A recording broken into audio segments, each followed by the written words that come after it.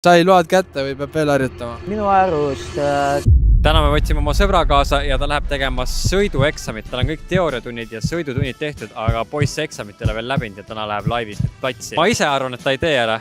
Paneme viieka vahel, ma arvan, et ta teeb ära. Davai. Kuidas enesetunne on? Enesetunne on hea. Sõidme siit parkimiskohast paremale ja seal lõpus vasakule. Väga hea. Jää siit paremale. Oot, keelumärk. Kus sul reis keelt otsa ei sõitnud? Ja nüüd tuleb tagurdada veid. Oi, kust läheb? Ma arvan, et selle eest kukutakse läbi. Roheline. Stop. Hakkas vilkuma juba, no davai juba mine. Teeme külgboksi antud vabale kohale. Kõik. No okei. Kas kindel? No, ütleme nii, et... Da lähme vaatama. Jätkame sõitmist.